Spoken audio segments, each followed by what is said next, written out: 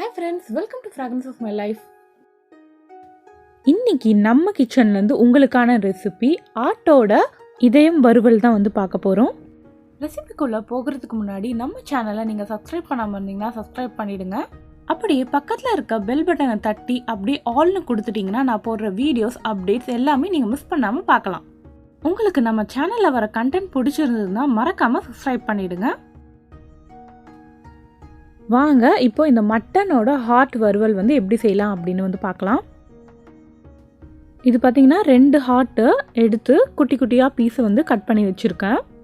இதில் மேலே இருக்குது பார்த்திங்களா, இதெல்லாம் வந்து கொழுப்பு. ஸோ வந்து நம்ம எண்ணெய் வந்து கம்மியாகவே விடலாம் இதுக்கு. இப்போ இதுக்கு ஒரு மசாலா வந்து ஃபஸ்ட்டு ரெடி பண்ணிக்கலாம். நம்ம பூண்டு சேர்த்துக்கலாம். ஒரு 15 to 18 பல்லு பூண்டு, 1 டீஸ்பூன் மிளகு. இப்போது இதை எல்லாத்தையுமே வந்து கொஞ்சம் கொஞ்சமாக தண்ணி ஊற்றி நம்ம வந்து ஒரு பேஸ்ட் மாதிரி இப்படி அரைச்சிக்கணும். அரைக்கும் போதே நிறைய தண்ணி சேர்த்துடக்கூடாது, கொஞ்சம் கொஞ்சமாக தண்ணி விட்டு தான் அரைக்கணும். இப்போது ஒரு 1.5 டீஸ்பூன் எண்ணெய் விட்டுக்கலாம். எண்ணெய் வந்து கம்மியாக தான் வந்து சேர்க்குறோம், ஏன்னா அந்த ஹார்ட்டோட மேல் புறத்தில் வந்து பார்த்திங்கன்னா கொழுப்பு வந்து அதிகமாக இருந்தது. இப்போ நம்ம இதில் ஒரு இன்ச் பட்டை, ஒரு 3 கிராம்பு, 1 டீஸ்பூன் சோம்பு சேர்த்துக்கலாம். சோம்பு வந்து கொஞ்சமாக நல்லா பொரிஞ்சதுக்கு அப்புறமா நம்ம மீதி சேர்த்துக்கலாம். சோம்பு பொரிஞ்சதுக்கு அப்புறமா வெங்காயத்தை சேர்த்துக்கலாம். ஒரு பெரிய வெங்காயம் சேர்த்துக்கிறேன். ஒரு 2 நிமிஷம் போல் வெங்காயம் வந்து வதங்கட்டும்.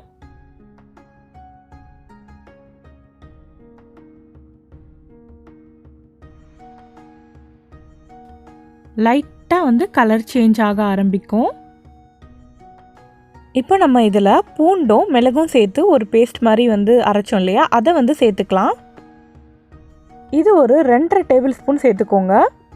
இப்போ இந்த பூண்டோட பச்சை வாசனை போகிற வரைக்கும் நல்லா வதக்கிக்கணும். இதுக்கு ஒரு 2 to 3 நிமிஷம் ஆகும். எப்போவுமே நான்வெஜ்ஜில் நம்ம இந்த மசாலா சேர்க்கும் போது நம்ம வந்து இஞ்சி பூண்டு விழுது சேர்க்கணுன்ற அவசியம் இல்லை. ஒரு 2 to 3 நிமிஷத்துக்கு அப்புறமா நம்ம வந்து ஃபஸ்ட்டு மிளகாய்த்தூள் சேர்த்துக்கலாம். 1 டீஸ்பூன் மிளகாய்த்தூள், 1/2 டீஸ்பூன் மஞ்சள் தூள், 1/2 டீஸ்பூன் கரம் மசாலா தூள். இது எல்லாத்தையுமே இப்போ இந்த வெங்காயத்தோட கலந்து நல்லா வந்து மிக்ஸ் பண்ணி விட்டுடலாம். இப்போ நம்ம போட்ட மிளகாயோட பச்சை வாசனை எல்லாம் வந்து போகிற வரைக்கும் நல்லா வதக்கிக்கணும். யாருக்கெல்லாம் இந்த மிளகாயோட ஸ்மெல் வந்து பிடிக்கும் அப்படின்னு வந்து சொல்லுங்கள். எனக்கு பர்சனலி வந்து பார்த்திங்கன்னா இந்த மிளகாய்த்தூள் ஸ்மெல் வந்து ரொம்பவே பிடிக்கும். இப்போது இதோட பச்சை வாசனை போனதுக்கப்புறமா நம்ம வந்து நல்லா க்ளீன் பண்ணி வச்சுருக்க ஆட்டோட ஹார்ட் இதுலேயே பாருங்கள், நல்லா தெரியுதா, அந்த மேல் புறத்தில் வந்து அவ்வளோ கொழுப்பு இருக்குது. அதனால தான் நம்ம வந்து எண்ணெய் வந்து கொஞ்சம் கம்மியாகவே விட்டோம். இப்போது இது கூடவே நம்ம வந்து தேவையான அளவு உப்பு சேர்த்துக்கலாம். நான் ஒரு 1/2 டேபிள் ஸ்பூன் உப்பு சேர்த்துருக்கேன்.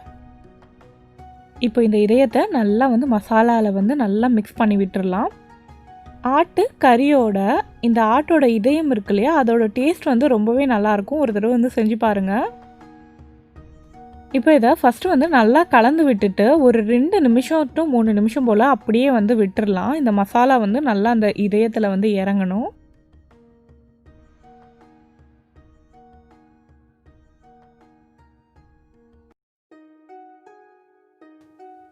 இப்போ ஒரு 3 நிமிஷத்துக்கு அப்புறமா நான் வந்து கொஞ்சமாக வந்து தண்ணி விட்டுக்கிறேன்.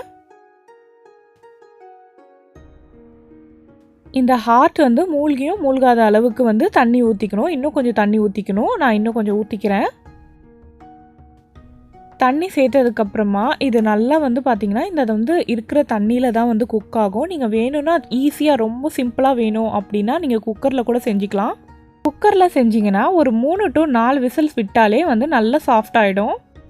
நீங்கள் வந்து இதை வந்து இந்த மாதிரி கடாயில் செய்யும்போது ஒரு 15 to 20 மினிட்ஸ் ஆகும். இந்த மாதிரி மூடி போட்டு மூடிட்டு ஒரு 15 மினிட்ஸ் வந்து மூடி வச்சுருங்க. நடுவில் நம்ம கிளறி விட்டுக்கலாம். இப்போது ஒரு 15 மினிட்ஸ்க்கு அப்புறமா பாருங்கள் எவ்வளோ எண்ணெய் விட்டுருக்கு. இது எல்லாமே வந்து பார்த்திங்கன்னா கொழுப்பு தான். கொஞ்சம் நேரத்தில் ஆறிடுச்சுன்னா அது அப்படியே உங்களுக்கு வந்து தெரியும், அந்த கொழுப்பு படிஞ்சு இருக்கிறது.